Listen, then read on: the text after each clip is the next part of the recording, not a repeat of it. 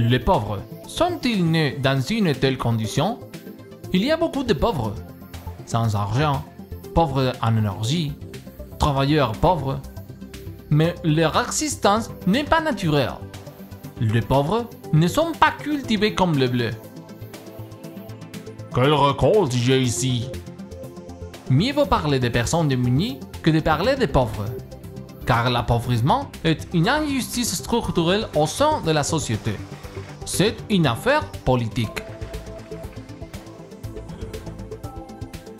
Nous avons normalisé l'existence des personnes appauvries. Même, ils sont incriminés comme s'ils étaient responsables de leur propre situation. Si ça existe, nous nions la dignité humaine. Nous pouvons mettre en pratique notre action sociale dans la politique. En fait, la politique est appelée à prendre soin de la vie et d'une existence digne. En outre, elle est appelée à être un instrument pour construire la justice et la communion des personnes. La politique ne devrait pas avoir pour centre autre chose que l'éradication de la pauvreté, en dehors des besoins et des droits des personnes démunies. Ce dont nous parlons a plusieurs implications. Signaler l'appauvrissement comme une situation d'injustice. Nous devons démasquer toutes les structures qui déclenchent l'appauvrissement. Prioriser les besoins des personnes démunies. Si nous ne le faisons pas, il n'est pas possible de construire la justice ni la communion sociale. Nous devons éclairer les situations d'appauvrissement.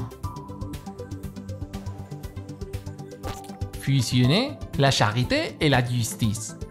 La douleur des personnes démunies ne peut être vaincue que si nous la ressentons comme notre propre douleur.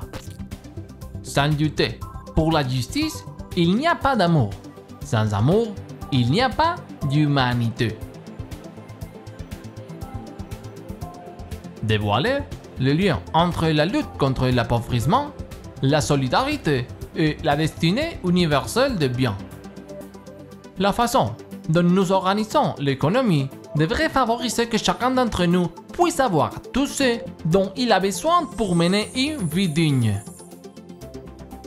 Fusionner les dimensions personnelles et structurelles dans la lutte pour la justice. Nous avons besoin d'un environnement social où il pourrait être à la fois normalisé et possible la lutte contre l'injustice. Les personnes appauvries doivent être transformées en protagonistes de la vie sociale. La lutte contre l'appauvrissement ne peut être gagnée par le paternalisme et l'assistance. La proposition d'un nouveau mode de vie en tant qu'individu et dans une communauté doit être faite par le biais de l'autotémoignage. Nous devons promouvoir un mode de vie opposé à celui présenté par notre système de production et de consommation. Ces systèmes rendent les gens individualistes et hédonistes. En bref, nous devons combattre le homo economicus. Pour l'Église catholique, la dignité humaine est sacrée. L'existence des personnes appauvries est la négation de la vie et de sa dignité sacrée. Pour Jésus, la pauvreté est opposée au plan de Dieu. C'est le déni pratique de ce plan.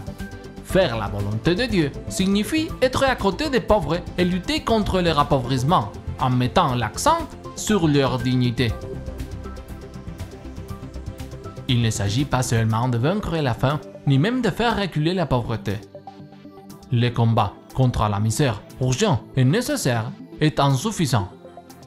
Il s'agit de construire un monde où tout l'homme, sans exception de race, de religion, de nationalité, puisse vivre une vie pleinement humaine. Un monde où la liberté ne soit pas un vain mot.